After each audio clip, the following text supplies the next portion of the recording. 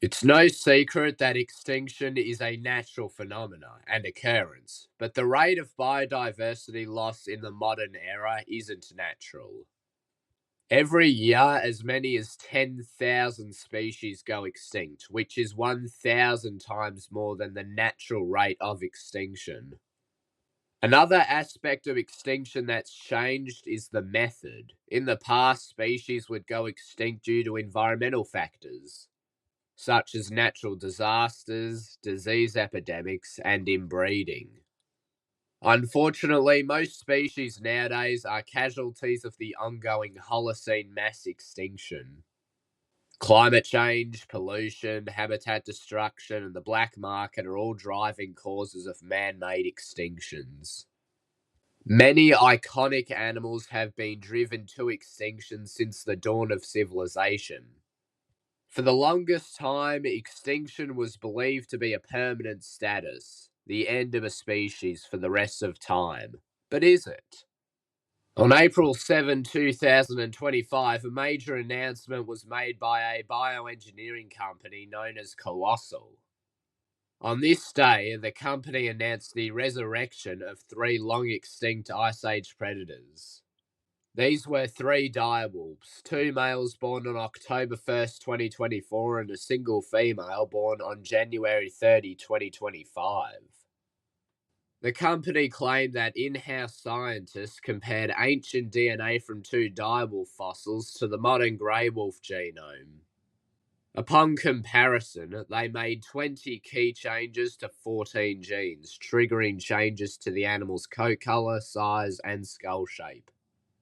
The problem is, no ancient direwolf DNA was actually spliced into a grey wolf's genome. This means that the three wolves carry edited grey wolf genes, no direwolf DNA.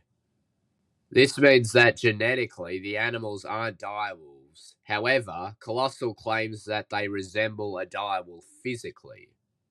Regardless of what defines de-extinction in reality, let's define de-extinction as an animal closely resembling the extinct species and sharing at least some genetic material as well. The critical question most scientists ask when discussing whether or not we resurrect species is if we should. We definitely could, but we should also think about the benefits and consequences. So that's what I want to do here. Rather than listing animals we could resurrect, I want to discuss the animals we should resurrect. So that's what I want to do here. Rather than listing animals we could resurrect, I want to discuss the animals we should resurrect. To have an entry in this video, a species must be possible to resurrect with DNA that still exists, it must fill an important ecological niche, and it must still have remaining viable habitat. So, non avian dinosaurs should be out of the question, as well as any species that went extinct before the Miocene epoch. That being said, a lot of species still fit some or even all criteria. Any known species that went extinct in the 20th or 21st century may still have viable DNA for us to extract. So, let's discuss species that we both could and should definitely resurrect.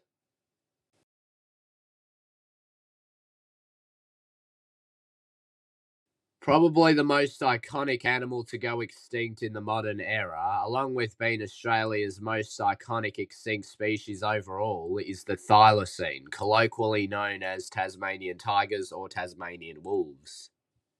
Thylacines used to exist all across Oceania, from as far south as Tasmania to as far north as Papua New Guinea, as I discussed in my latest video. Though the mainland populations went extinct with the arrival of dingoes some 4,000 years ago, the Tasmanian population survived much longer, right up until the mid 20th century. Unfortunately, farmers believed in the 19th century that these marsupial predators were dangerous to their livestock.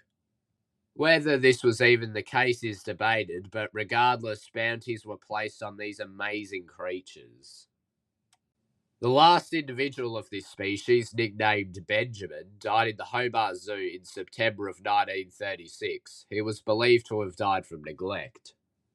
Following his death, the thylacine was never officially sighted again. It is believed that between 1936 and 1943, the species was almost certainly extinct. Fortunately, the thylacine's natural habitat in Tasmania and Papua New Guinea remains largely untouched by human exploration. As a result, the natural habitat of the thylacine is still there. Another one of the criteria the thylacine fits is having an important ecological niche.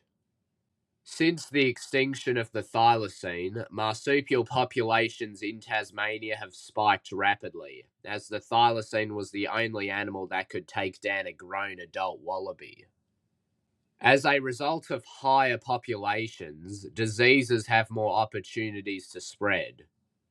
This has led to mange outbreaks among wombats and wallabies, along with devil facial tumours spreading among Tasmanian devils, the island's largest living predators.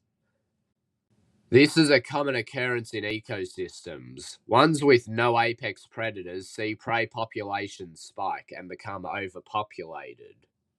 So, the ecosystem of Tasmania could see major benefits if the thylacine was resurrected. There's also genetic material from the thylacine, which we still have access to. The good news is that we have 100% of the genome from the thylacine. So, all we have to do now is find a surrogate species to carry a pregnancy. There are a few candidates, being the fat-tailed dunner, the thylacine's closest relative, the numbat, and the Tasmanian devil.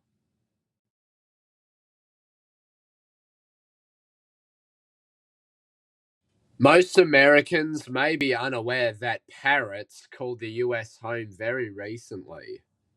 The Carolina parakeet was a close relative of tropical parakeets and macaws. One major difference was its range, as unlike other members in its clade, the Carolina parakeet lived in the temperate, old growth forests which grew along rivers and swamps. Its range was vast, encompassing the entire eastern United States from as far northeast as New York to as far west as Colorado.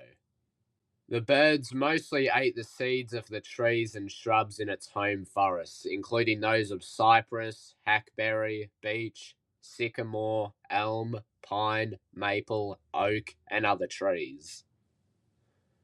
This parakeet's population began declining 110,000 years ago during the last glacial period of the Pleistocene. However, other parrot species experienced more significant declines, and they're still extant today. The real beginning of its decline to extinction was in the 18th century. Habitat destruction, including deforestation, coupled with hunting for its feathers for decorative use, led to their numbers falling sharply. The last bird was shot in 1904 in the wild in Florida, and the last captive bird, Incas, died in the Cincinnati Zoo in 1918. Today, there are 720 skins and 16 skeletons from the Carolina parakeet in museums around the world. DNA has been extracted from them and has been used in several scientific studies. So we have the DNA ready to use, but is there viable habitat remaining? Old growth forests have significantly contracted in the range since the Europeans arrived in the US. However, there is some remaining virgin forests in the Midwest and on the western side of Appalachia. There's also the factor of humans leading to the bird's extinction. Some of the best de-extinction candidates are animals we drove to extinction. They would still exist today if it weren't for our actions.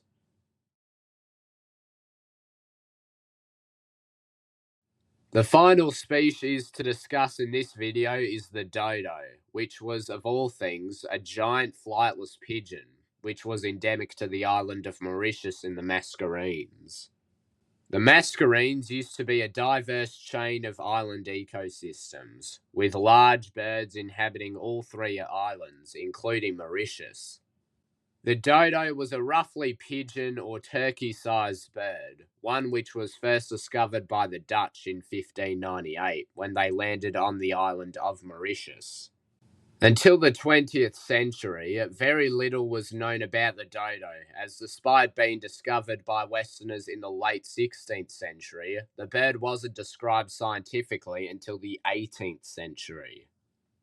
Despite being associated with stupidity and insults, the bird may not have been as dumb as a dodo, at least in the way the saying implies. Though they were easy to hunt and dispatch, humans may not have been the only major threat to these birds. The Dutch settlers brought mammals with them on their voyages. Rats, pigs, cats, and even macaques made it to the island. Pigs and macaques are believed to have been the primary threats to the dodos, being large enough to kill even an adult and could individually destroy an entire nest. By the end of the 17th century, possibly as early as 1662, the dodo was believed to be extinct. Unlike with the Carolina parakeet and thylacine, no complete dodo specimens exist. There are skeletons, skulls, heads, legs, but no complete specimens are known. Nicobar pigeons would be the surrogate species for laying the bird's eggs. The main threat to any possibly resurrected dodos would be the invasive rats, pigs, cats, and macaques on Mauritius. Before reintroducing dodos, we really need to eradicate these alien species to avoid a re-extinction.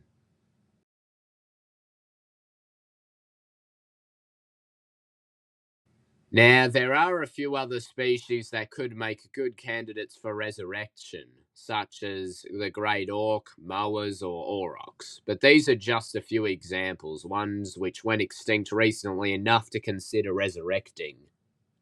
If you're going to take anything away from this video, it should be a critical fact.